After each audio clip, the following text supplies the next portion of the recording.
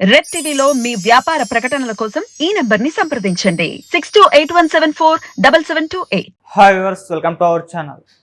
వచ్చే parliament elections దృష్టిలో ఉంచుకొని బీజేపీ ఈసారి ఓల్డ్ సిటీలో గట్టి పాగా వేయడానికి ప్రయత్నిస్తుంది. దీన్ని బేస్ చేసుకునే అక్కడ అసదుద్దీన్ పోటీగా మాధవీలత గారిని దించారు. అసలు ఎవరి మాధవీలత, మరి ఈమె అసదుద్దీన్కి గట్టి పోటీ ఇస్తుందా లేదా, మరి ఈసారైనా బీజేపీ ప్లాన్ ఓల్డ్ సిటీలో వర్కౌట్ అవుతుందా లేదా? సో ఇదే అంశం మీద డిస్కస్ చేయడానికి ప్రజెంట్ మనతో పాటు సీనియర్ జర్నలిస్ట్ జయదేవ్ గారు ఉన్నారు. వారితో ఒకసారి డిస్కస్ చేద్దాం. సార్ నమస్కారం. సార్ నమస్తే.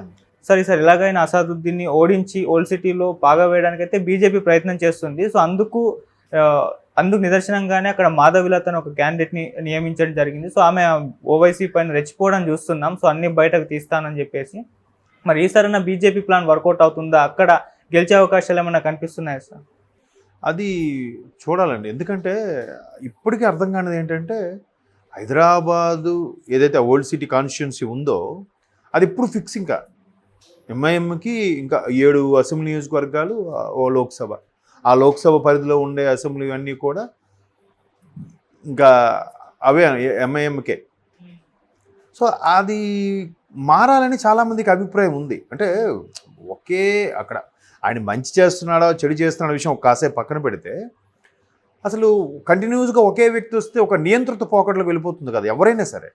సో అట్లా పోకుండా ఉండడం కోసం, లేదా ఏం చేస్తున్నారు ప్రజలకి, ఏమైనా అభివృద్ధి చెందుతున్నారా, ఎడ్యుకేషన్ పరంగా అభివృద్ధి చెంది ఏమైనా జరిగితే అప్పుడు ఖచ్చితంగా ప్రజల్లో కూడా మార్పు వస్తుంది. సంఘ విద్రోహ శక్తుల వైపు మళ్ళీ ఛాన్స్ ఉండకుండా ఉంటుందని ఒక అభిప్రాయం.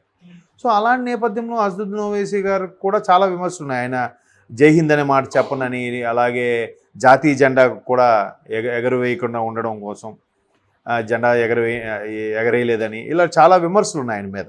సో ఇట్లాంటి విమర్శలు దాంతో ఆల్రెడీ ఓల్డ్ సిటీ పరిధిలో ఉండే మన గోషామాల్ ఎమ్మెల్యే రాజా సింగ్ గారు లాంటి వ్యక్తులు కొంత బీజేపీ తరఫున జెండా పాతినప్పటికి కూడా ఇంకా పూర్తి స్థాయిలో లేదు.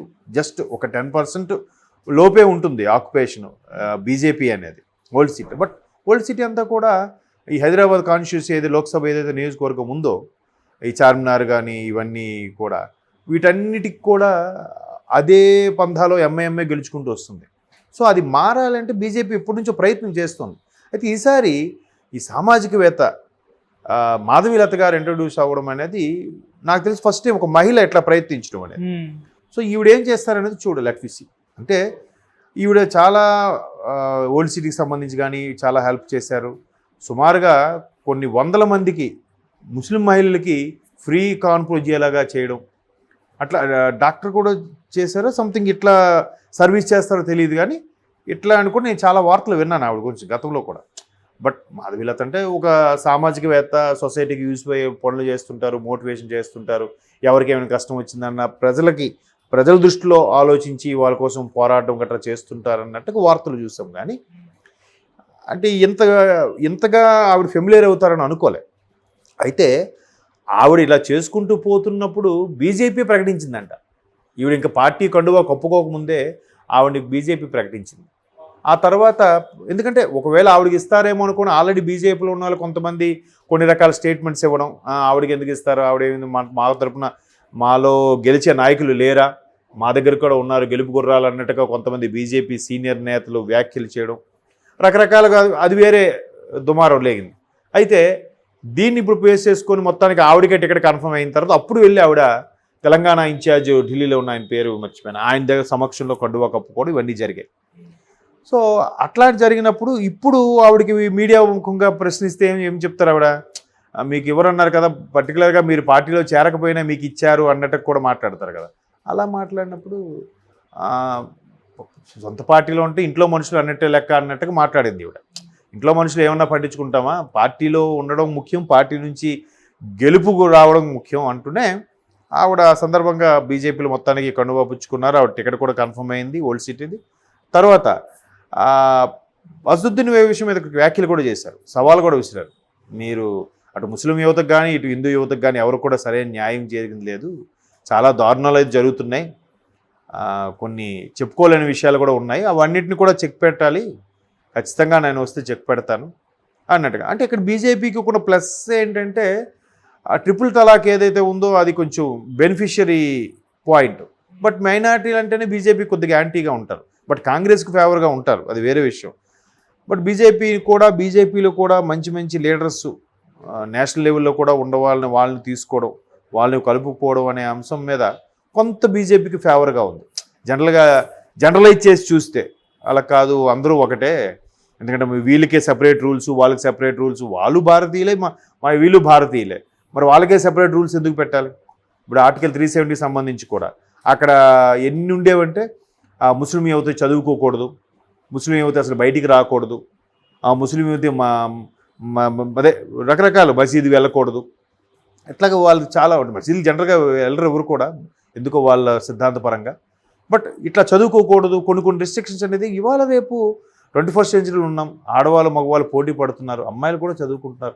ఇప్పుడు మీరు అబ్జర్వ్ చేస్తే మిగతా ఏరియాలో అంటే కాశ్మీర్ లాంటి ఏరియాల విషయం పక్కన పెడితే మిగతా ఇప్పుడు హైదరాబాద్లో కూడా చాలామంది చక్కగా చదువుకుంటున్నారు కదా, చదువుకుంటున్నారు, విదేశాలకు వెళ్తున్నారు, ఉద్యోగాలు వెలగబెడుతున్నారు, హ్యాపీస్ట్ థింగ్. అటు ఇట్లాంటివి చట్టాలు చేయడం అనేది బీజేపీ కొంచెం ఫేవర్ అయింది, కాశ్మీర్ అంశం కానీ, ట్రిపుల్ తలాక్ కానీ ఇలాంటివి. సో అవేమైనా వీళ్ళు సరిగ్గా ప్రొజెక్ట్ చేసుకోగలిగితే కొంచెం యూజ్ఫుల్గా ఉంటుంది ఆవిడకి, యూజ్ఫుల్గా ఉంటుంది. చూద్దాం, ఎందుకంటే అసదుద్దీన్ గారికి కానీ ఎంఐఎం పార్టీకి కానీ ఇంతవరకు తిరుగులేదు అక్కడ. వాళ్ళు జెండా పీకి ఇంకో జెండా పాతిన సందర్భాలే లేవు నాకు తెలిసి.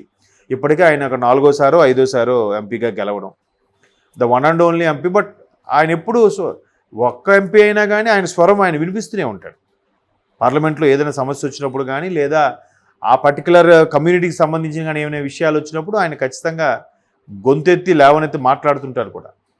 సో ఇప్పుడు మరి ఒక్కసారిగా అట్లా ఏమైనా చేంజ్ అయితే ఎట్లా ఉంటుంది చేంజెస్ అనేది కూడా చాలామందికి ఉత్సుకత ఉంది. అక్కడ ఎంఐఎం కాకుండా వేరే పార్టీ ఏదైనా జెండా పారితే ఏమైనా చేంజెస్ వస్తాయా, అక్కడ పరిస్థితుల్లో కానీ, సర్కమ్స్టాన్సెస్ కానీ, ఓల్డ్ సిటీలో ఉండే కొన్ని రకాల విషయాల్లో కానీ చేంజెస్ వస్తాయా అనే ఆతృత అయితే అందరికీ ఉంది, యాంగ్జైటీ ఉంది. బట్ అది ఎప్పుడు సాకారం అవుతుందో, ఎప్పుడు చేంజెస్ వస్తాయో లేదో అని మరి డౌట్ఫుల్. ఎందుకంటే అక్కడ ఈయన్నే గుడ్డిగా నమ్ముకొని ఉంటారు, అక్కడ ఏం చేంజెస్ అవ్వట్లేదు, ఎవరి బతుకులు వాళ్ళే ఉన్నాయని కూడా చాలామంది ఆర్టికల్స్ కూడా రాశారు దాని మీద కొన్ని దాన్ని ఏమంటారు, ఒక బయోగ్రఫీ టైప్లో కొన్ని షూట్స్ కూడా చేసి మనం చాలాసార్లు యూట్యూబ్లో కూడా చూస్తూ ఉంటాం. సో అటువంటి కొన్ని అంటే దాన్ని ఏమంటారు, గుడ్డిగా వెళ్ళిపోయే సిద్ధాంతాలు కొన్ని ఉంటాయి, చాదస్తంతో కూడినవి. అట్లాంటి చాదస్తో కూడిన సిద్ధాంతాలు కొద్దిగా మారాలి ఓల్డ్ సిటీలో కూడా అనుకునే వాళ్ళు చాలామంది ఉన్నారు.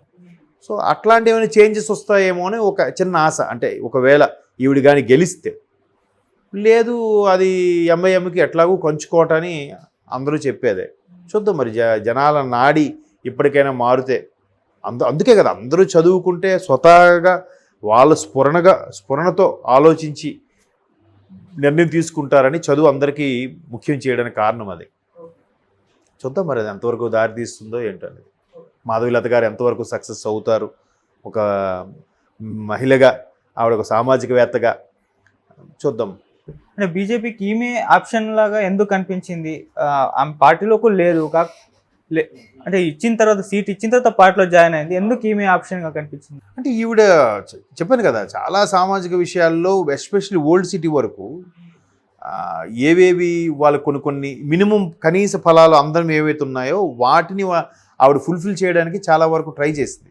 పురుళ్ళు పోయడం కానీ, చిన్నపిల్లలకి, ఆడపిల్లలకి ఎడ్యుకేషన్ పరంగా కానీ కొన్ని ఫైట్ చేసి చేయడం అనేది అది డేరింగ్తో కూడిన విషయమే ఓల్డ్ సిటీ వరకు. ఇప్పుడు మనకి ఎక్కడ మీరు అబ్జర్వ్ చేస్తే చాలాసార్లు కూడా నాకు కూడా ఒకసారి ఒక మీటింగ్కి వెళ్తే ఆయన స్పీచ్ చెప్పారు. మనకి ఇక్కడ ట్రిపుల్స్ ఇట్లా వెళ్తే ఇష్యూ అవుతుంది, అక్కడ మాత్రం సర్వసాధారణంగా ట్రిపుల్ రైడింగ్లోనే తిరిగేస్తూ ఉంటారు, అక్కడ పెద్దగా కేసులు బనాయించినట్టు కూడా నేను ఎప్పుడు చూడలేదు అన్నట్టుగా.